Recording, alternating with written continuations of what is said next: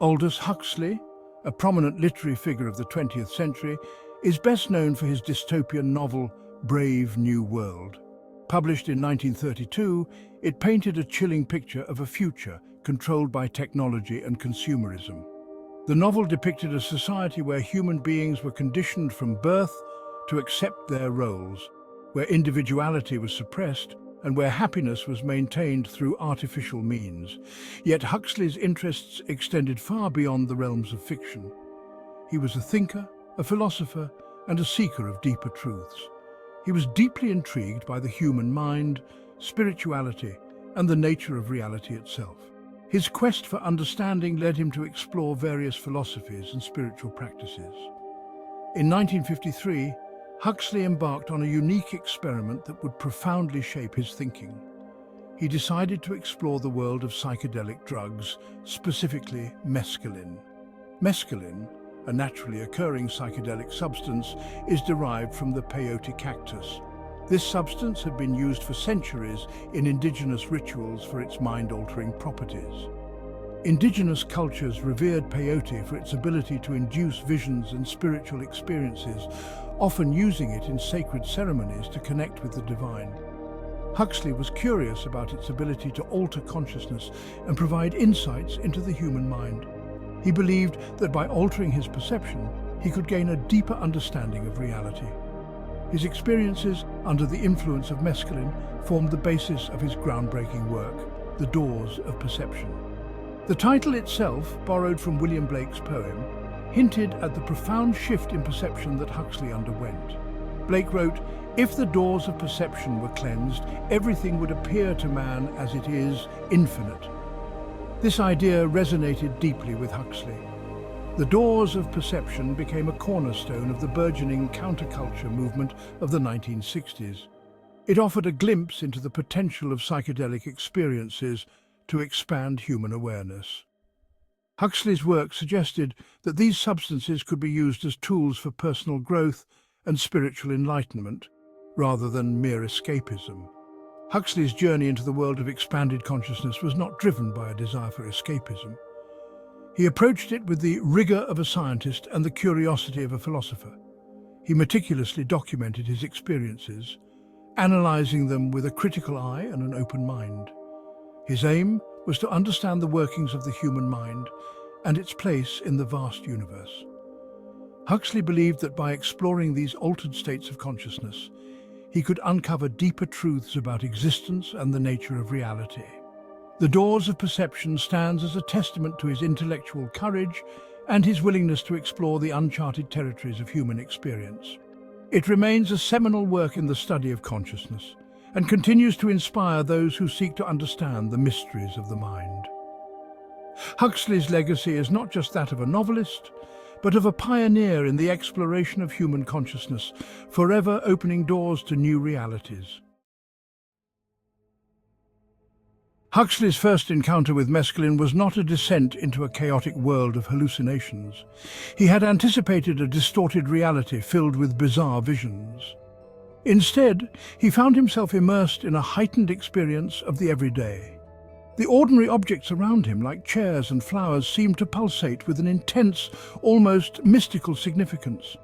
He described their beauty with a poetic fervor, marveling at the intricate details that had previously escaped his notice. Colors appeared more vibrant, textures more pronounced, and the world seemed to shimmer with a newfound intensity. Huxley's perception of time also underwent a dramatic transformation. Time seemed to stretch and contract, moments becoming infused with an almost eternal quality. He felt a sense of interconnectedness with everything around him. The boundaries between himself and the external world seemed to dissolve. This experience left an indelible mark on Huxley's understanding of consciousness. He realized that our everyday perception of reality is but a limited slice of a much broader spectrum. He began to question the nature of reality itself, suggesting that what we perceive is filtered and shaped by our senses and our minds. Just subscribe and follow this fascinating channel for more abundance. Huxley's descriptions of his mescaline experience are replete with references to the extraordinary beauty he perceived in the mundane. He found himself captivated by the simplest of objects, which seemed to radiate an otherworldly charm. Colours, in particular, held a special fascination for him. They were not just hues on a spectrum, but seemed to embody a deeper, almost spiritual significance. He described them with a richness and depth that went beyond ordinary language. Words seemed inadequate to capture the intensity and vibrancy of the colours he witnessed. The colours he saw were not merely brighter or more intense. They had a quality that transcended normal visual experience, almost as if they were alive. They seemed to possess a kind of inner luminosity, a quality of aliveness that he had never encountered before. This inner glow made the colours appear as if they were emanating light from within. He compared them to the colours seen in the paintings of the great masters, colours that seemed to glow from within. Van Gogh's swirling skies and vibrant fields came to mind, as did the radiant hues of stained glass windows in ancient cathedrals. This heightened experience of colour led Huxley to contemplate the nature of perception itself. He began to question how much of what we see is shaped by our minds. He realized that our senses are not simply passive receptors of information. They are active participants in the creation of our reality, constantly interpreting and reinterpreting the data they receive. They actively shape and interpret the world around us. Every touch, every sight, every sound is filtered through our unique sensory apparatus, creating a personalized version of reality. The brain, he argued, is not a mere recorder of reality, but a filter that selects and organizes sensory data into meaningful patterns. It acts as a gatekeeper, allowing only certain information to reach our conscious awareness. Under the influence of mescaline, Huxley felt that this filter had been temporarily lifted. The barriers that normally constrained his perception were dissolved, revealing a more expansive and intricate world.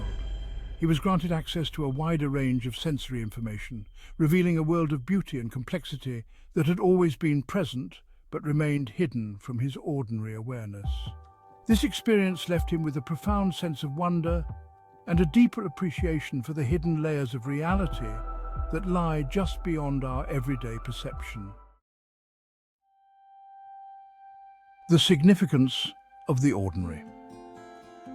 One of the most striking aspects of Huxley's mescaline experience was his newfound appreciation for the beauty of everyday objects. Things that he had previously considered commonplace, like a chair or a vase of flowers, now filled him with a sense of wonder and awe. He described these objects with a meticulous attention to detail, marveling at their form, texture, and the way light played upon their surfaces. He saw in them a profound significance, a reflection of the underlying order and beauty of the universe. This shift in perception led Huxley to question the distinction between the sacred and the profane. He suggested that the divine could be found not only in religious experiences or works of art. It could also be glimpsed in the simplest of objects, provided one knew how to look. Huxley's insights into the significance of the ordinary resonated with the teachings of Zen Buddhism, which emphasizes the importance of mindfulness and finding enlightenment in everyday life. His experience offered a Western perspective on these Eastern concepts, making them accessible to a wider audience. Time and eternity merging into one. Time, that relentless and linear progression, lost its grip on Huxley's consciousness during his mescaline experience. In the altered state induced by the substance, the usual constraints of time seemed to dissolve, allowing him to perceive reality in a profoundly different way. He described moments stretching out into infinities, the present moment expanding to encompass both past and future. It was as if each second held within it the entirety of existence, a boundless expanse where every moment was interconnected. The boundaries between then, now, and the yet to come seemed to dissolve, replaced by a sense of timeless eternity. This dissolution of temporal boundaries allowed Huxley to experience a state where the linear progression of time was irrelevant. This altered perception of time had a profound impact on Huxley's understanding of existence. It was a revelation that transcended ordinary human experience, offering a glimpse into a reality where time was not a limiting factor. It freed him from the constraints of linear thinking and allowed him to experience a sense of unity with the cosmos. This newfound freedom was not just intellectual but deeply experiential, altering his very sense of being. He felt connected to something larger than himself, a timeless and eternal reality that transcended the limitations of human perception. This connection was not merely a philosophical idea, but a lived experience, deeply felt and transformative. Huxley's experience resonated with mystical traditions throughout history. These traditions have long spoken of states of consciousness where time ceases to exist and one merges with the divine, experiencing a unity that defies ordinary understanding. Mystics from various cultures and religions have described similar states of consciousness where time ceases to exist and one merges with the divine. These descriptions often speak of a timeless realm, a state of being where the soul is in direct communion with the infinite. His writings offered a modern interpretation of these ancient experiences, suggesting that they might be accessible through altered states of consciousness. Huxley proposed that these states could be reached not only through traditional spiritual practices, but also through the use of certain substances. This exploration of time and eternity added another layer to Huxley's exploration of consciousness. It suggested that our ordinary perception is just one layer of a much deeper, more complex reality. It highlighted the limitations of our ordinary perception and hinted at the possibility of transcending the boundaries of the ego and experiencing a more expansive reality. This transcendence was not just a theoretical possibility, but a tangible experience that could fundamentally alter one's understanding of existence. Thank you for watching. Just subscribe for more fundamentally abundance and a wonderful day.